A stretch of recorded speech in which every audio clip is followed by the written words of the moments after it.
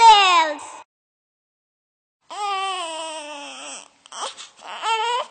అయ్యో పాప ఏడుస్తుంది.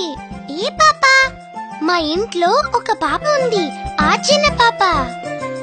మా ఇంటిలోన ఒక చిన్న పాప ఉన్నది, ఎత్తుకోకపోతే మరి కోపమొస్తుంది.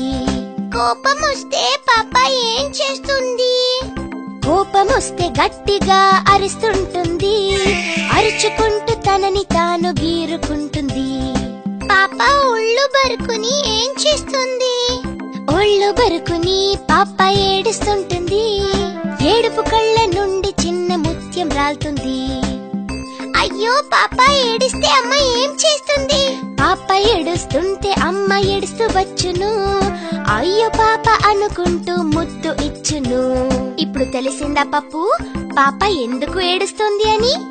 అమ్మ కోసమే కదా. పాప పట్టిన మొండితనం సార్థకమైనది, మొండి చేసి ఏడ్చినదంతా అర్థమైనది. మా ఇంటిలోన ఒక చిన్న పాప ఉన్నది, ఎత్తుకోకపోతే మరి కోపమొస్తుంది. కోపమొస్తే పాప ఏం చేస్తుంది? కోపమొస్తే గట్టిగా అరుస్తుంటుంది, అరుచుకుంటూ తనని తాను గీరుకుంటుంది. పాప ఒళ్ళు బరుకుని ఏం చేస్తుంది? ఒళ్ళు బరుకుని పాప ఏడుస్తుంటుంది. ఏడుపు కళ్ళ నుండి చిన్న ముత్యం రాలుతుంది.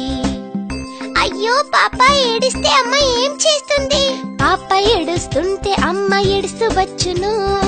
అయ్యో పాప అనుకుంటూ ముద్దు ఇచ్చును. ఇప్పుడు తెలిసిందా పప్పు, పాప ఎందుకు ఏడుస్తుంది అని? అమ్మ కోసమే కదా. పాప పట్టిన మొండితనం సార్థకమైనది, మొండి చేసి ఏడ్చినదంతా అర్థమైనది.